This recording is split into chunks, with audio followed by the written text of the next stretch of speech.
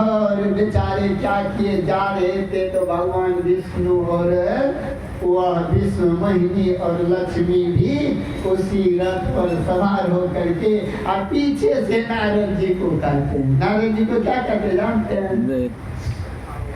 हे नारद, आओ आओ, रथ पर बैठो बैठो, तुम्हें जहाँ जाना होगा मैं वहीं पहुँचा देता हूँ। देखिए ब्रह्म कहते इस जीव को, आओ मेरे पास, तू जहाँ जाना चाहते वहीं तुम्हें पहुँचाऊंगा। लेकिन जीव को तो बुला रहे हैं, पीव बुला रहे हैं, लेकिन जीव माया से हट करके पीव के पास जेने नहीं करता है, तो कैसे तुम्हें अपनी रथ पर बिठा करके अभी ले जाएगा?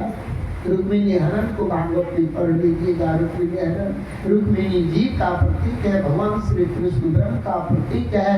और जब मंदिरों से भगवान ने हरण किया है तो देखिए वे मन ही मन पत्र वगैरह तो भेज दिया था, लेकिन मन ही मन का अभी तक आया कहाँ। लेकिन रुक्मिणी वह घूंघट काढ़ करके देख रही थी इधर उधर।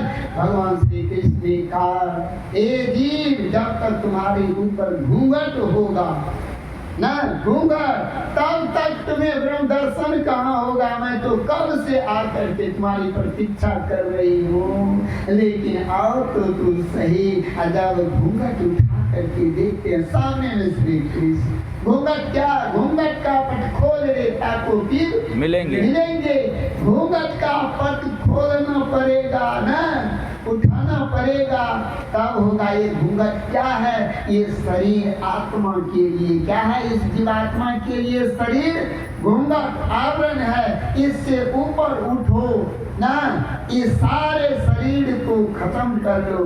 ये शरीर में 5 शरीर होते हैं, अस्तुल सूक्ष्म कारण महा कारण केवल हूँ के पार, पार गमन जो सार भक्ति है लो ये में धार, यही मानुष के समया में करो परमेश्वर ने कहा। इस शरीर के ऊपर 5 शरीर है। एक शरीर का त्याग किया जा सकता है, संभव है, लेकिन 4 शरीर के द्वारा या जीव किए हुए कर्मों का भोग स्वर्ग और नरक में जाकर के भोगता है, और वही कारण होता है स्थूल शरीर भी दिलाता है। समझ गए? इसलिए सारे आवरणों को यही है क्या, घूंघट। यही घूंघट को उठाओ तो पीर मिलेगी परमात्मा। यही भगवान श्री कृष्ण कहते हैं। जब घूंघट उठाकर देखा, भगवान ने हाथ बढ़ा दिया, हाथ बढ़ाए, अब हाथ बढ़ा दिए भगवान ने, कहा हे रुक्मिणी से कहते हैं, हे रुक्मिणी, मैंने तो हाथ बढ़ा दिया, तुम्हारा भी दायित्व होता है जो पकड़ो, हाथ पकड़ो ना। मतलब क्या? इस जीव के सदैव दोनों हाथ पीठ बढ़ा करके रखा है, स्वागत कर रहे हैं, आओ मेरे पास, आओ मेरे पास।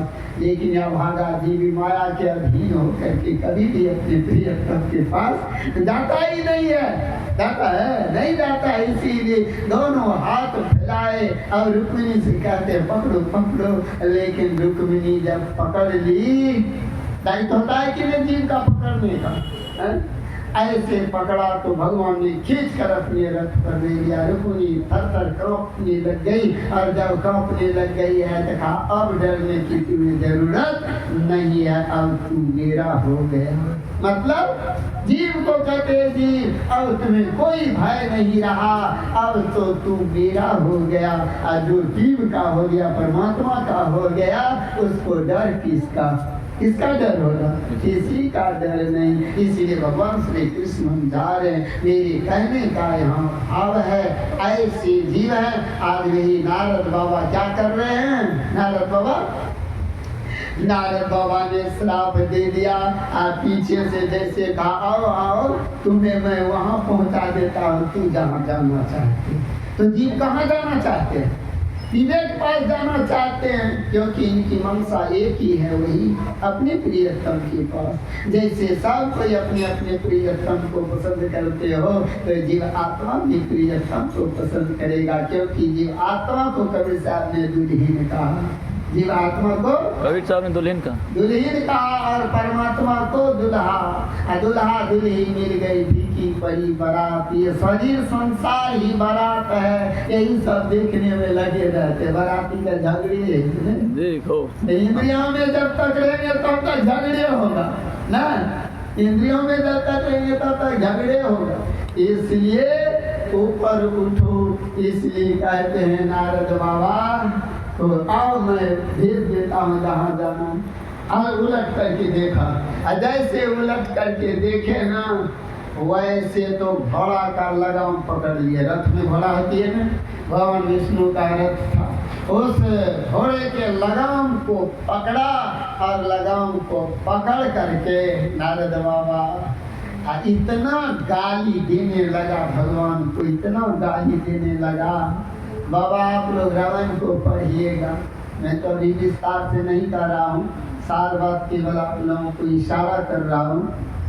इतना गाली दिया है जो लक्ष्मी को रहा नहीं गया, समझ गए, लक्ष्मी को रहा नहीं गया।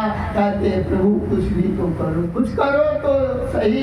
देखो देखो ये कितना भद्र वचन बोल रहे हैं, गाली दे रहे हैं। तब भगवान विष्णु ने लक्ष्मी से कहा, हे देवी, अरे नारद के मुखारविंद से बहुत अमृतमय वचन को सुनाओ, बहुत भजन इनके मुँह से सुनाओ।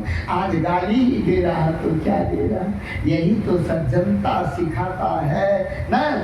जो कि दुष्ट कितना हो सज्जन को कुछ करे, सज्जन अपने अनुसार ही चलते रहते, नहीं कि ना। और कार धरती से और से सहा न जा, कटु वचन संत सहजे से। और किससे सहा जाएगा कटु वचन? खल की बोल संत सहजे। दुष्टों की वचन को तो यही सब सह लेते। आज इस तरह से बाबा सुन लिया फिर ठाकुर बोलिए प्रेम से श्री सद्गुरु। हाँ, तब जाकर